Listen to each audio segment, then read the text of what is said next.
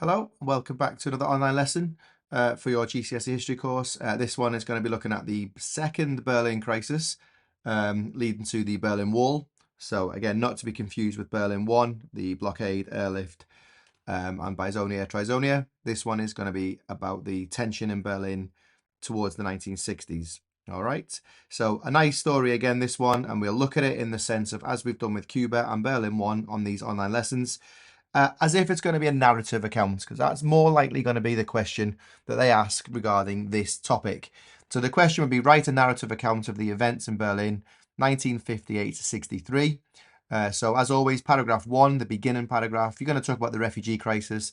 Paragraph 2, the middle of the story, would be Khrushchev's ultimatum, telling America to get out, raising tensions, blah, blah, blah, blah. And the end of the topic, the end of the story will be the summit, the meetings that these guys have to try and reduce the tensions. Now, I've put on this little table here, the Berlin Wall, question mark. In the spec, the specification, that's the thing that the exam board tell us that we have to tell you and teach you in order to be able to do the exam questions. It says for this topic that the spec talks about beginning, middle and end, refugees, ultimatum and summits. The Berlin Wall and the creation of the Berlin Wall seems to be on the spec its own thing. So as a result of that, I am going to do a separate video about the construction and impact of the Berlin Wall. And in this online lesson, we'll just look at it, the whole Berlin Second Crisis as refugees, ultimatum, and then the summits, the meetings that they have after that. Hopefully that makes sense. But on the website, you'll be able to find the Berlin Wall lesson, impact of that, and of course on the YouTube channel as well. All right, so let's get straight into the second Berlin crisis in 1958. With problem 1, the beginning of the story is the refugee part. All right, so the question we want to be trying to get our head around in this story is, what was the refugee problem in Berlin in 1958 and why did it lead to this crisis? All right, so firstly, as we've said previously, even in the first Berlin story, that thanks to martial aid, Western Europe and especially West Germany became very prosperous and did really, really well out of that. Far better than the communist states. So, of course, normal people aren't stupid. They wanted to move to the West for a higher standard of living, cheaper consumer goods, higher wages, just generally better in the West. As we often say in class, West is best. All right, just for the context of this course, of course, not having a political opinion. So that's the first bit that you want to get your head around about why they were leaving in the first place. East Germany, as we know, has received much less aid from the Soviet version of martial aid in the Comecon, so communist economy. That was their response, wasn't it, to martial aid, leading to a much lower standard of living, basic goods not even there. Communism is now becoming increasingly unpopular, especially with the restrictions on what citizens in the East could say and do and go and things like that. So we know about this strict Soviet control. In Hungary, we've just had that problem, haven't we, in 1956. So 2 years before this, we had Hungary trying to leave the Warsaw Pact because of the living conditions and the control. So again, knowing that story will help you with this story. And then citizens are constantly monitored by the secret police in East Germany. And of course, East Berlin in the same way. So the refugee problem is people were moving to the West. That's the nuts and bolts of it. What you can see on the screen right now really should just be the gist of your paragraph. And remember to be including tensions. This raised tensions, this caused paranoia, this led Khrushchev to believe, or anything like that. But don't forget your connectives and your tension words. So this photograph shows us just how easy it was to move to West Berlin. All right, there was nothing stopping us. There's no wall there yet. So you could just go. And of course, every single person that goes is an embarrassment for the communists. It looks like communism's bad. And it's almost like a little win for propaganda, certainly for the West, because they can say, oh, if communism wasn't so bad, why would people need to be leaving? So Khrushchev has got a bit of a problem here. Just to consider as well in the terms of context, remembering that Khrushchev is relatively new in this story. He has, of course, brutally dealt with the Hungarian uprising a couple of years earlier. He showed the world that he's prepared to use brutal force. So he's also got to try and keep control of his own Warsaw Pact states, hasn't he? If he shows weakness there, then the whole thing is going to fall apart. So the West essentially just sitting back watching all this unfolding. So some facts that you definitely want to be including in that paragraph 1 on the refugee crisis is the following. It's dead easy to move west, especially from East Berlin to West Berlin, but also East Germany into West Germany. And in 1958, 4 million people out of about 17 million had moved to the West. That is an embarrassment. It's undermining communism. It's just unacceptable. And Khrushchev is going to have to stop this, isn't he? Hence the reason why his response will be, which is part 2 of this story, the middle of the essay, is Ultimatum to get the West out of Berlin. But before we do that, let's have a little consider about some facts. Who went and why? So we've got engineers, we've got teachers, we've got craftsmen, technicians, the intelligentsia, which basically they're just really clever people as a group. And they're all going for better pay and better conditions, like you will probably do when you're older. If there was an opportunity for you to move somewhere else to have a better job, or maybe do the same job but get paid more, then you'd be daft not to go, wouldn't you? So a good little funny fact for this one is, if you look at the intelligentsia, that the entire maths department from Leipzig University, they all left in one day. So the students who rocked up to university that day wouldn't have had maths. So this is just some examples that you can include in your first paragraph. Hopefully you can see it's very straightforward. What the significance of these people leaving is quite, it's absolutely critical, in fact.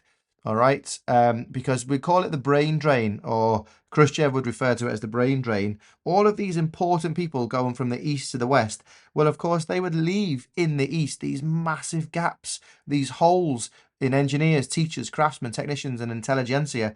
They would not be anyone left. So that's another reason why it needs to stop. So hopefully you can see from this first bit of this lesson, we're basically trying to get across the point here that there's definitely a crisis. The crisis in this case is for Khrushchev. It's not a crisis for the West, is it? The West are loving this. As it is, though, there's paragraph 1 sorted, nice and quick. And then paragraph 2, of course, will be the response. It's always the response, isn't it? Make sure you remember in your connectives, this meant that, this led to, this raised tensions, blah, blah, blah, blah. Okay, so if you're ready, and you need to maybe just check on what's coming, then move forward. If you want to go back through the video before we get on to part 2, then do that. All right, so part 2 of this story is going to be the ultimatum. But just for some context, again, we've got this new leader, Khrushchev. He's tried to persuade the West to leave Berlin. He's basically accused us of spying on the East, which I don't suppose he's entirely wrong there. There's probably an element of spying, isn't there? So keep that in mind in this whole situation. He views Berlin as a fishbone in his throat. That's just a bit of a statement, like a bit of a nuisance. It's not going to kill you, but it's just there. You know, you're constantly sort of trying to get out. You can feel it. It's uncomfortable. Berlin is just a fishbone in his throat. He wants the West out. All right. And every single person, as we've just said, that moves to the West is a propaganda disaster for communism. So that leads us on to his Berlin ultimatum. Now, remembering as well, back to the rest of the story, earlier on in the course, one of the significant parts of Berlin and Germany being split after the first Berlin crisis was the creation of West and East Germany. Remember from that topic as well that West Germany was established and accepted by everybody, but nobody on the West accepted East Germany as a legitimate standalone country. And this comes into play now, where Khrushchev, basically, I think all of this Berlin II crisis stems from him trying to force America into accepting and acknowledging that East Germany is a country. Anyway, so here goes the Berlin ultimatum. This is part 2, paragraph 2. So you can include everything so far in the bullet points above. And then we need to include this into our own words. So in November 1958, Khrushchev demands that the Western countries officially recognize East Germany as an independent country. Of course, they refused. They didn't recognize it when it was first formed, and they're certainly not going to recognize it now. So this has raised tensions. This has led to more anger and frustration. All right. And of course, there's always a consequence. He then demands on the 27th of November, and again, dates, if you can remember them, fantastic, but just make sure they're in the right order in your answer.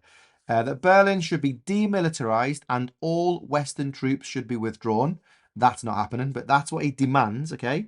And then that Berlin should become a free city, independent government, but controlled by the Soviets. I'm not sure kind of what planet he's on there demanding this, a free city, but not free. But of course, America is in no way going to accept this. If they were going to leave Berlin, they'd have left Berlin back at the beginning of this story, wouldn't they? Back at the beginning of the course, especially after Potsdam, they just said, just you have Berlin. So the fact that they've been there for so many years, the fact that Khrushchev has just so brutally put down Hungary, it almost makes everybody, perhaps in the West, feel that something is going on in the East and that Khrushchev and the Soviet Union are a bit paranoid about us finding out. There is no way, basically what we're saying, that they're going to be leaving Berlin. So the ultimatum, which basically, remember, ultimatum means if you don't do something, there will be a consequence, a threat. It's a threat. It's a warning. So Khrushchev in this ultimatum gives the West 6 months to leave Berlin. Otherwise, he's going to hand over all control of all routes into West Berlin to the East German government. And they can, of course, do whatever they want in that situation. However, I'll just remind you that the last time they tried to block roads into West Berlin, the Americans made the Russians look pretty stupid. All right. So with that said, that's the ultimatum. This would need to be your second paragraph. It's not an easy one to write about because there's not a lot to say, is there? But you've certainly got enough there of a paragraph for sure to get at this out of there before we get to paragraph 3, which will of course be a response to this. And it's going to be a response, not necessarily action by America like in the previous crisis, but they're going to try and meet up and they're going to try and talk. And I think part of the reason why that's more of a likelihood than if this was Stalin is because Khrushchev has gone on this big rant about de-Stalinization. He has convinced everyone in the West, in the Eastern Zone, that he's nothing like Stalin. He's not going to be like Stalin. He's nicer. And he also talks about peaceful coexistence in the sense that we don't like each other. I clearly don't like the West and the West don't like us, but we can get on. We can we can coexist fairly peacefully. So with all that as a context of a background, that's why this ultimatum is a little bit aggressive and a little bit of a surprise, probably to America. So you can maybe get all that into this paragraph, ready for what's quite nice. The next paragraph is the summits. Just another word for these meetings, okay? So, as a result of the ultimatum, and again, this is what's going to just tie up your second paragraph nicely with these kind of comments and some tension words. The West is outraged by Khrushchev's demands. They see it as another attempt by the Soviet Union to spread communism. The East is equally as worried about the skilled citizens, the brain drain, leaving from the East to the West. So nobody's happy here, and they got to try and find the solution to this problem. All right. It initially wasn't a problem for the West because they were coming to the West, but then the ultimatum has put a bit of a cat amongst the pigeons there, hasn't it? So the West didn't want this to lead to war, and neither did the East. So hopefully this peaceful coexistence is a thing. So you can end this paragraph perhaps in your narrative. Although tensions are growing and rising, there's an element of trying to talk this through, which means it's not of a very serious case just yet. So let's see how these summits go. That was going to change everything, isn't it? All right. So just before we do, just for some context, by 1958, remember the 1950s was the arms race. Can you remember, if you're a year 11 watching this, how much they were both spending by 1958? And if you're watching this for the first time, you should have done the arms race in class. So have a bit of a guess, and then we'll go forward with the video with the answer. All right, so they're both spending well over $120 billion on the arms race by this point. And this obviously adds to the tension. That means both sides have got a lot of weapons, which obviously added to any sort of escalation of problems is now a whole lot more serious than it was back in the early part of the Cold War course, where there wasn't such huge arsenals of nuclear weapons. So to avoid a war, we're going to have the summits, and that is paragraph 3, okay, or the last bit of our story. I would recommend, if you're watching this because you missed the lesson, that you on Google Classroom will have this table. This is how you should do your notes. So the positives and negatives of each of the summits, obviously the dates of the summits and who's involved, just like we did back at the beginning with the conferences on a table like this. The outcome, which would be useful for question 1, of course, remember, for one consequence of, then getting these boxes filled in, the outcome with the success rating 1 to 5, which you'll see in a minute, gives us plenty to say in a consequence question. And as always with these tables, especially in the Cold War course, the last column is really important for question 3. What was the impact of the summit or the summits on US-USSR relations or development of the Cold War, etc., etc. So let's get on to it then with the summits, and we'll go through them one by one, and you can put them onto your table, however your notes are. Just keeping in mind the negatives and the positives of the thing. We're trying to reduce tensions caused by the ultimatum. That's why we're meeting, okay? So let's go to Geneva first. So the first summit. Now, you may not necessarily have to talk about every single summit in lots of detail. In fact, you can't. There's not enough time for that. So we could just generally say these collection of summits happened in this third paragraph. And as long as you sort of get some positives and negatives from across the summits, I think you'll be okay. So 1 is that the summit was a great success, and 5, it was a disaster for international relations. Obviously, our great success here would be that Khrushchev would back down, the ultimatum would be off the table, and everyone can go back to their everyday life. So let's see. So the positives of Geneva, that both sides are at least communicating. They're putting ideas about how Berlin should be governed, but the point is they're talking. There's no tension, there's no ignoring each other like earlier perhaps in the course. So that's a positive sign, definitely. Negatively, no agreement reached. So Geneva comes and goes, no agreement reached at all. So in your outcome table, Eisenhower has invited Khrushchev to the USA for further talks. So overall, you decide yourself now how great a success you think this summit was. I think probably the highest you should go is 3, and make sure that you understand what this does for international relations or development of the Cold War before you move on to the next summit. Okay, but as it is for a narrative paragraph, just make sure you've understood the first little bit, couple of sentences this would be. The first summit was relatively successful. Although they didn't agree, they were still talking, and Eisenhower was invited to America, and so on. Okay, so when you're ready, continue the video and we'll go to Summit 2, which is in Camp David in America in September 1959. So again, great success. 5, disaster. 1 would be the ultimatum off the cards and the crisis is over and everyone can get on with their lives. So the positives of this summit is Eisenhower and Khrushchev have met for the first time face to face.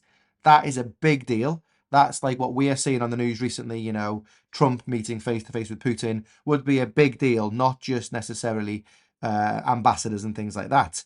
And Khrushchev has agreed to withdraw the ultimatum. Wow. Okay. So we've got everything that we want, essentially crisis over, or certainly crisis for the West is over, because Khrushchev has removed that ultimatum.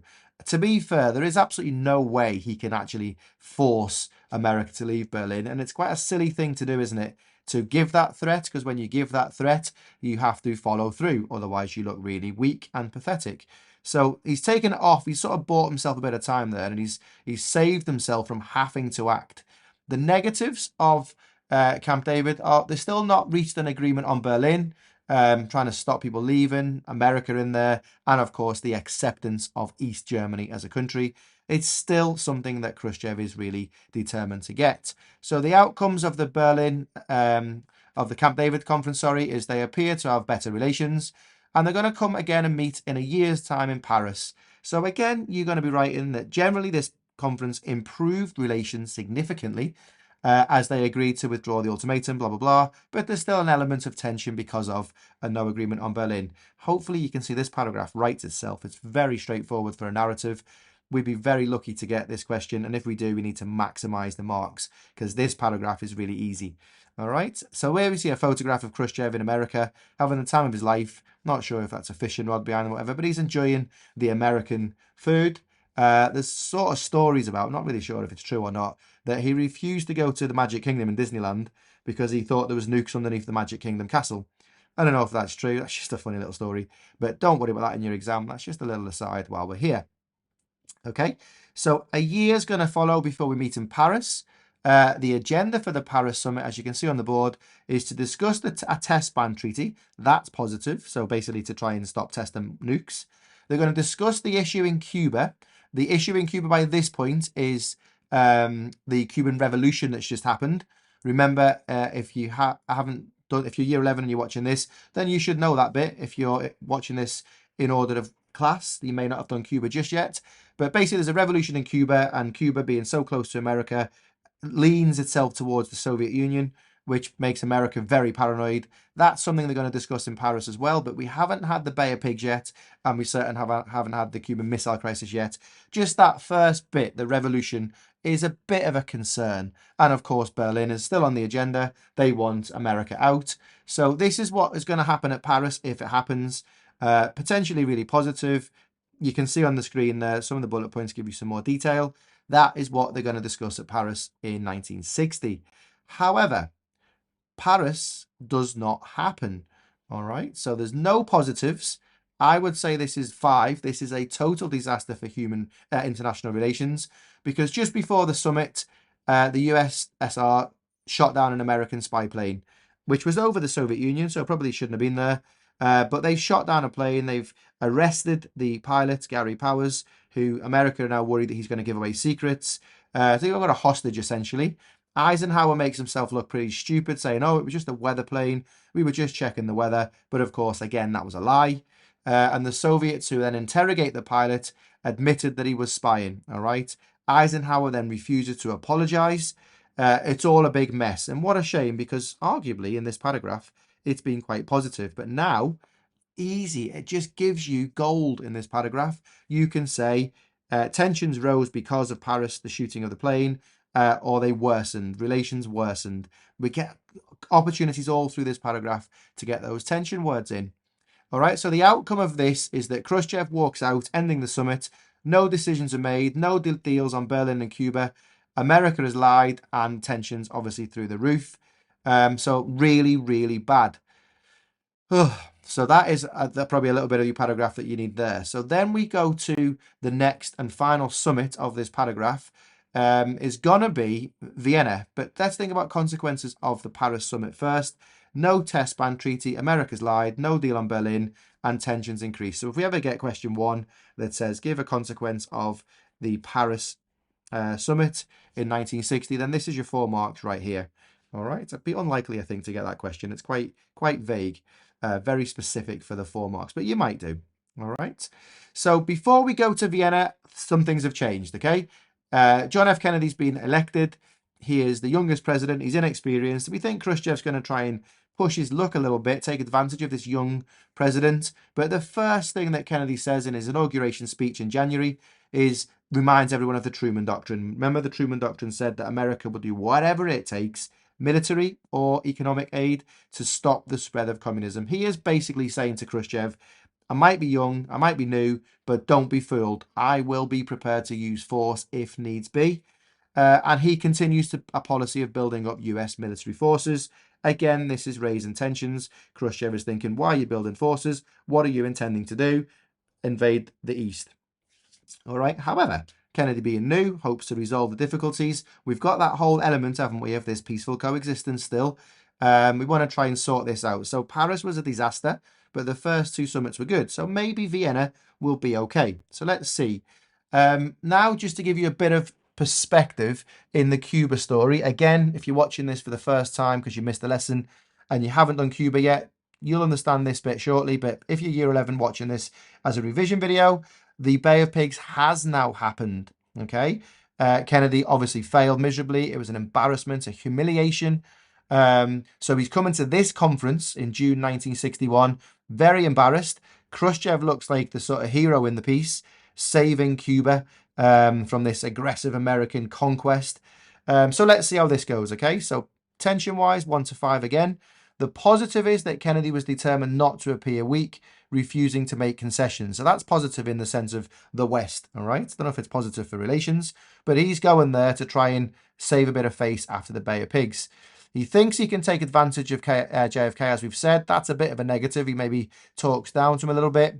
And as we've said, there's that backstory of the Bay of Pigs. Khrushchev's going to be saying to Kennedy, you tried to spread this, you invaded, blah, blah, blah, blah, blah.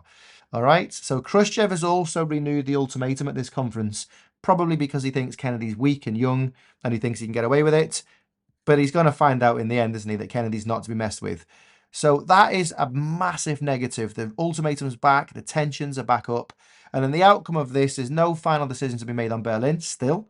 Relations are now very strained.